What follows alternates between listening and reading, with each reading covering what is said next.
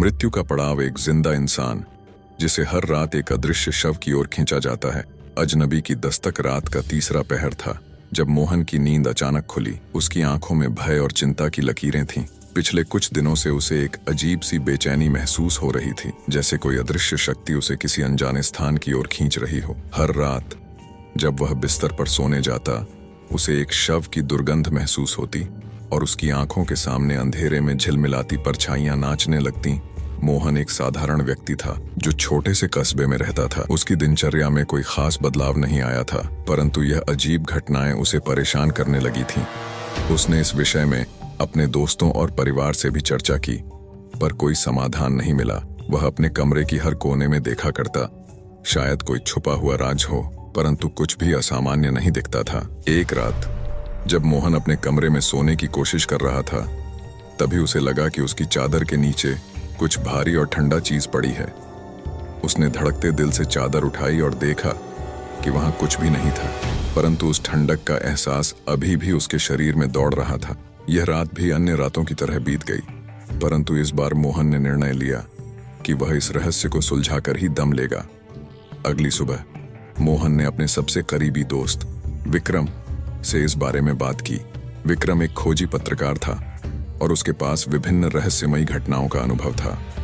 विक्रम ने मोहन की बात को गंभीरता से सुना और उसे सुझाव दिया कि वह अपने कमरे में एक कैमरा लगा दे, जिससे रात की गतिविधियों का रिकॉर्ड रखा जा सके। रात होते ही मोहन ने विक्रम के दिए हुए कैमरे को अपने कमरे में लगाया और सोने की कोशिश की। उसे हमेशा की तरह फिर से वही दुर्गंध और परछाइयां महसूस होने लगीं। इस बार उसने अपनी आंखें बंद नहीं की, बल्कि चुपचाप सब कुछ देखने की कोशिश की। कुछ समय बाद उसे अपने कमरे के कोने में एक धुंधली आकृति दिखाई दी, जो धीरे धीरे उसकी ओर बढ़ रही थी। उसकी हिम्मत जवाब देने लगी, परंतु उसने अपने आप को संभाला और जागते रहने का निश्चय किया।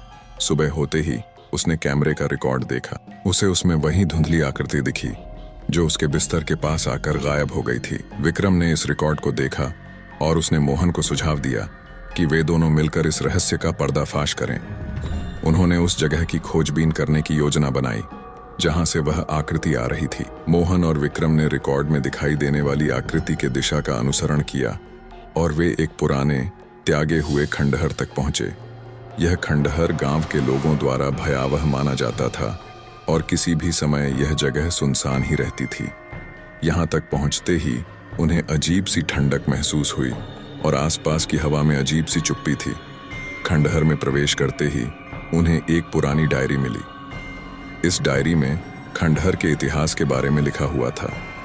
ये खंडहर कभी एक समृद्ध हवेली थी, लेकिन कई साल पहले यहाँ एक भयानक हत्या हुई थी।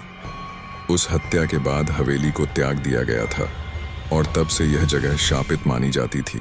डायरी में लिखा था कि हवेली के मालिक की बेटी सुरेखा की हत्या एक रहस्यमयी तरीके से हुई थी और उसका शव कभी नहीं मिला। सुरेखा की आत्मा की शांति के लिए किसी ने कुछ नहीं किया और तब से उसकी आत्मा इस खंडहर में भटक रही थी। मोहन को यकीन हो गया कि वही सुरेखा की आत्मा है जो उसे हर रात खींचती है। विक्रम ने सुझाव दिया कि वे सुरेखा की आत्मा की शांति के लिए एक अनुष्ठान करें। उन्होंने गांव के एक बुजुर्ग पंडित से इस बारे में सलाह ली, जिसने उन्हें बताया कि सुरेखा की आत्मा को शांति प्राप्त करने के लिए उसके शव को सही रीति रिवाज से अंतिम संस्कार करना होगा, परंतु इसके लिए सबसे पहले उन्हें उसका शव ढूंढना होगा। मोहन और विक्रम ने खंडहर के प्रत्येक कोने की जांच की। एक कमरे में जहां सबसे ज्यादा दुर्गंध आ रही थी, उन्होंने फर्श को खोदा और वहां से एक कंकाल निकला। यह कंकाल सुरेखा का ही था। मोहन की आंखों में आंसू आ गए। वह समझ गया कि सुरेखा की आत्मा कितनी दुखी और बेचैन थी।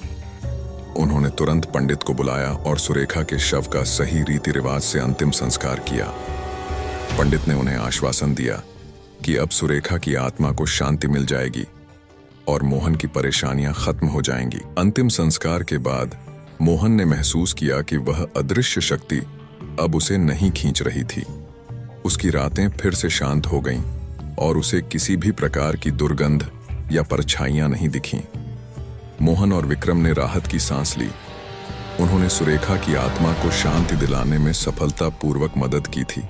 लेकिन कहानी यहीं खत्म नहीं हुई। मोहन को एक दिन विक्रम का फोन आया। विक्रम ने उसे बताया कि उसे एक और ऐसे ही खंडहर के बारे में पता चला है जहां एक और आत्मा भटक रही है। मोहन ने मुस्कुराते हुए कहा, शायद यह हमारी नियति है विक्रम। चलो, एक और आत्मा को शांति दिलाने का समय आ गया है।